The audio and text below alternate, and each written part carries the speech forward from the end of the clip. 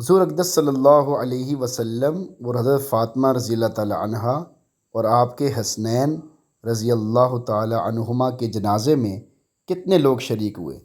کیا فرماتے ہیں علماء کرام مفتیان اعظام اس مسئلے کے بارے میں کہ یہ میسج آج کل موبائل استعمال کرنے والے ایک دوسرے کو بھیج رہے ہیں؟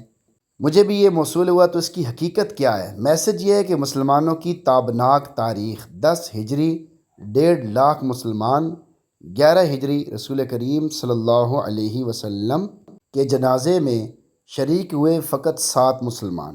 11 ہجری حضرت فاطمہ رضی اللہ تعالیٰ عنہ کے جنازے میں شریک ہوئے 9 مسلمان۔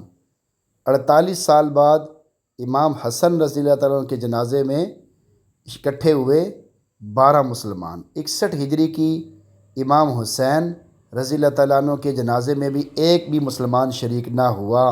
دہشت کربلا میں کھڑا سوچ رہا تھا اسلام، کیا ملا کافر کو مسلمان کر کے؟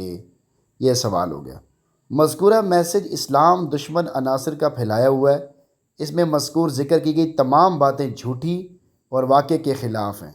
درج ذیل چند تاریخی حوالہ جات ملاحظہ ہوں۔ آپ صلی اللہ علیہ وسلم کی نماز جنازہ کے متعلق لکھا ہے کہ مدینہ میں اس وقت جتنے صحابہ صحابیات رضی اللہ عنہم اجمعین موجود تھے، سب نے نماز جنازہ پڑھی تھی، حتیٰ کہ پیر کے دن زوال کے بعد سے لوگوں نے جنازہ پڑھنا شروع کیا تھا اور اگلے دن تک لوگ نماز جنازہ پڑھتے رہے، البدایہ والنہایہ۔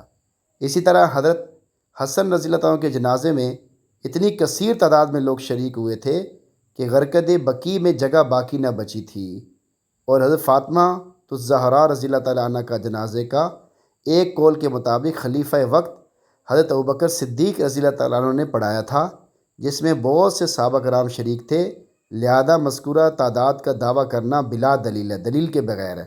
اس لیے مسلمانوں کو اس قسم کے جھوٹے میسج سے متاثر اور پریشان ہونے کی ضرورت نہیں۔